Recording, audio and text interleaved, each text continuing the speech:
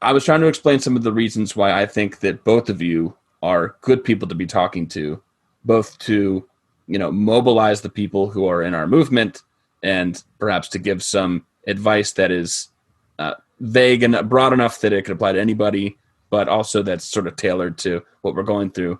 Why do you think, given your own sets of skills, strengths, things that you're passionate about, it would behoove people in a movement like ours to get to content like what you put out, or things like what you do? And you don't, I mean, you can be as selfish as you want about that statement and say, okay, my YouTube channel specifically does this, or you can just give me anything about the sort of niche that you're in and why that'd be beneficial to people like me and the listeners right now.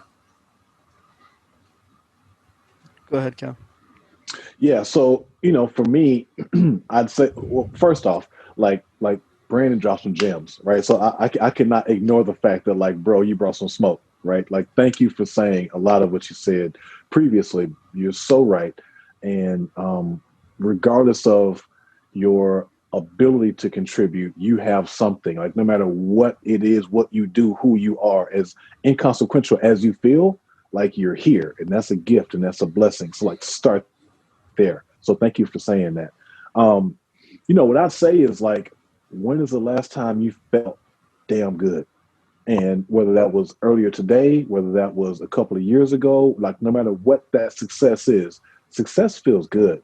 And, I think that the word success has been captured by, like, the materialistic space, when, like, success is like getting your kid to stop crying, or success is like, finishing your GED. Success is like, no matter what a win is, wins feel good. Like, but the challenge is, they're far and few between. There really is not a straightforward roadmap on how to, like, acquire them and string them together. And it's way easier to lose than it is to win. Right. And so people begin to just quit. They choose to exit out of the game of trying to figure out how to win, because losses are kind of sat on your lap. And so for me, again, just like, if I were to have a manifesto, or what I live by, it's three words. It's inspire, advance, evolve. And so if I can inspire you, then I can get you to advance. And if you advance, you most naturally should evolve. My birthday was a week ago today, and I almost canceled it. And, it's like, it's COVID and, whatever. And I was taking a walk with my family, and it just hit me like, you're as blessed as you choose to realize that you are. Mm.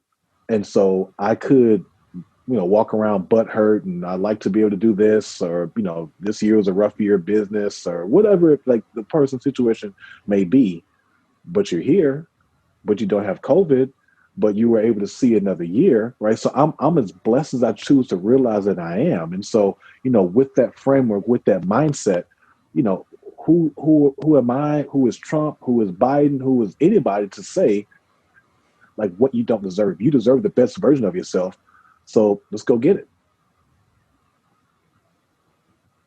Off to you, Brenden. That was awesome, Kev. Yeah. That's for sure. I think the way that I see this is my favorite quote that I won't take credit for, that I think I invented, but I don't want to take it up. But the quote is as follows: "Be insane or be the same." If you want to be like everyone else, that's totally fine. But let me tell you what same gets you. It gets you obese, gets you divorced, it gets you depressed, it gets you in a job you don't like, running after retirement that might not even happen for you. And that's what leads to all of this anxiety and this division.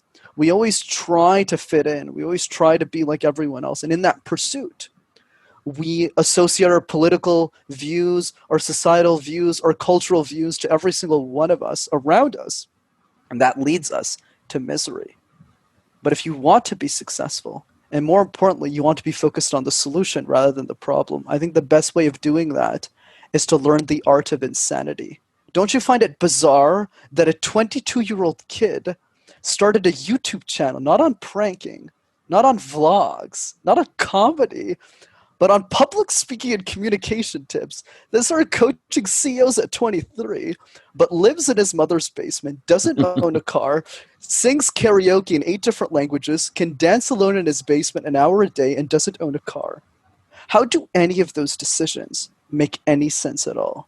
And that is the point. When all of the decisions that you make in your life only matter to the only person that matters, which is you, you're probably making the right decisions. And by making those right decisions, what will happen is you'll start to develop controversial insights about how the world should be, right? For example, hey, we're going to sleep in strangers' houses and pay them for it, which is also Airbnb today, and all those different ideas. And from those unique insights, that is how you'll be able to start a movement, to start an idea, to make a change that only you can make. And I think I'll add as another layer that I usually don't talk about is why am I so excited about what I do? I realized really early in life that I was the only speech coach who spoke multiple languages, who was in his early 20s. Who else was going to inspire 16-year-old Julia to share a message? Right? So I realized I was the only person who could do that. But the only way I realized that was because I became completely insane. So if everyone did that, I think the world would just be a better place.